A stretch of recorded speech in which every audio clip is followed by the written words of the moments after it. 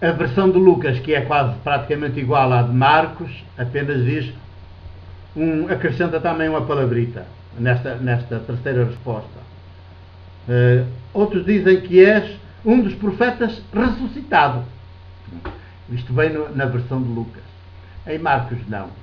É a simplicidade da narrativa. Quanto mais simplicidade, mais anda ali o espírito criador, maiêutico, nesta narrativa.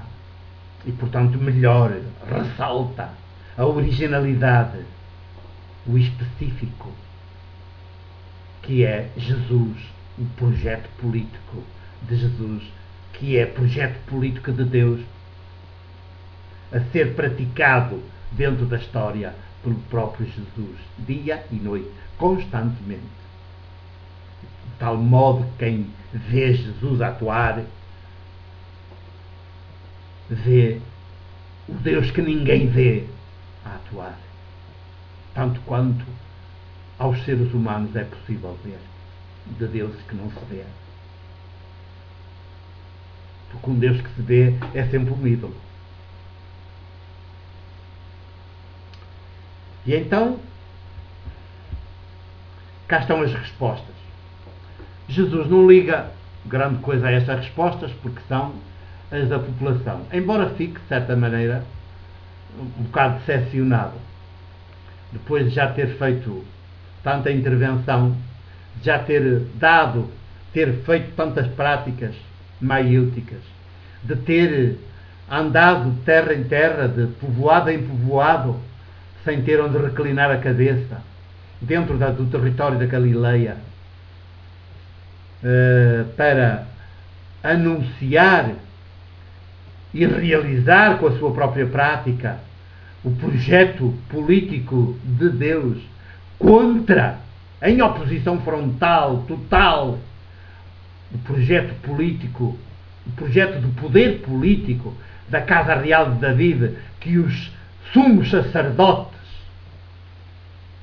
de Jerusalém, Anás e Caifás, protagonizavam e defendiam e queriam levar por diante, juntamente com o Sinédrio, juntamente com todos os partidos políticos da altura, os dos fariseus, os herodianos, os sicários, os zelotes, todos, nesse aspecto estavam todos de acordo, só divergiam na estratégia a adotar para chegar lá.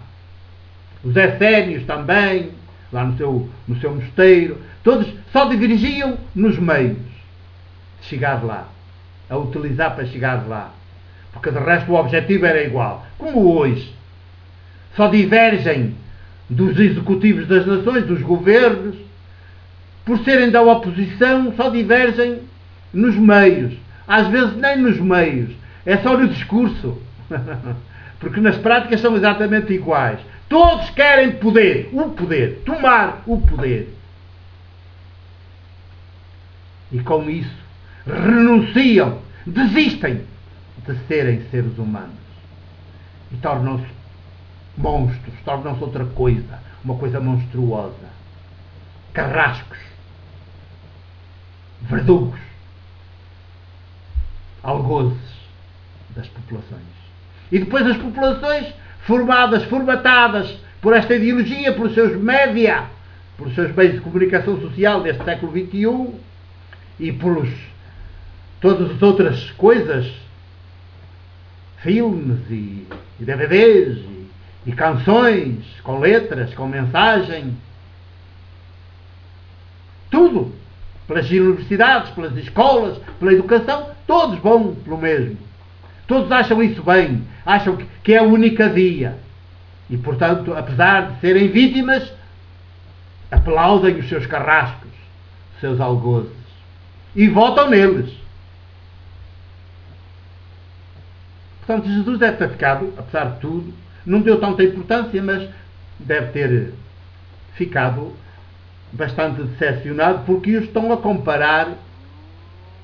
Quer dizer, não veem a diferença entre ele, que é uma diferença absoluta, entre ele e estes a quem se referem. Uma diferença absoluta entre ele e João Batista. Tanto que Jesus se demarcou de João Batista, deixou de ser seu discípulo. E dá início em si próprio à realização do projeto político de Deus. Porque o João Batista, no fim de contas, ainda falava de um Deus poder, de um Deus messiânico na linha do poder, um Deus que também fazia vítimas, já tinha o machado posto à raiz, deve ter feito estremecer Jesus, e afasta-se. Tem muita estima pelo João, mas afasta-se. E agora estarem a compará-lo com João Batista, ou então com Elias, que era aquele do tempo lá quando começam os reis, aqueles tempos históricos passados, muito passados, aquele profeta que se zangava, que chamava fogo do céu, que matava os idólatras, os sacerdotes do Baal. Também tinha posturas muito interessantes de enfrentamento com os reis e a rainha da época, a tal que patrocinava a idolatria, mas depois, pelos meios que usava, eram os meios assassinos, portanto era de poder, o Deus que o movia ainda era muito ídolo. E agora estar a comparar Jesus, a paz desarmada, a maiêutica, o duelo desarmado, o duelo teológico, como um menino que enfrenta os poderes, mas como um menino desarmado. Estar a compará-lo com Elias, também deve ter ficado um bocadinho muito decepcionado. Ou então com algum dos profetas.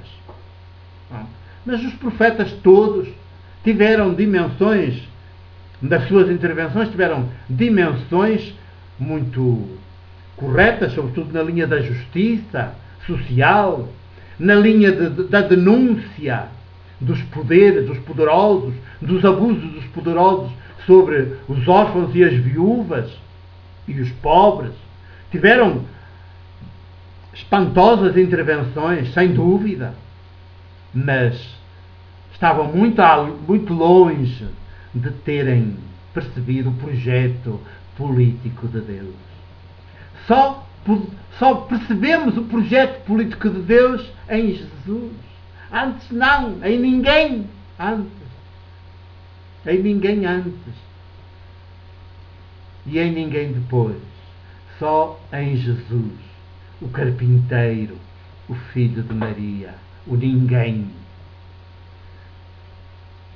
que acaba ainda mais pior do que ninguém, porque acaba maldito. Parece já o ninguém por nascimento. O filho de Maria é dito com desprezo na cultura judaica. O filho de Maria nem pai tem, pai que se possa nomear, dizer o seu nome. O artesão, o carpinteiro de Nazaré, numa aldeia que nem vinha no mapa.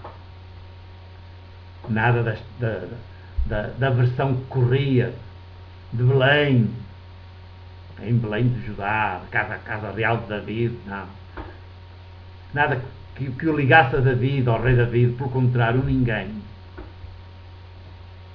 Ninguém. E depois, o maldito, por causa da morte crucificada, com que termina a sua vida na história. Crucificado pelo Império, na cruz do Império, o ninguém. O ninguém e o maldito. E só em Jesus, neste Jesus, assim, é que podemos ver, perceber, entender,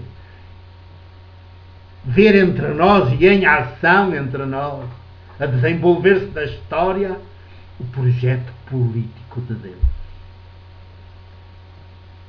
Que Deus tem para os humanos, para os seres humanos, para os povos. E que nem os intelectuais do século XXI, nem os teólogos, nem filósofos, ainda ninguém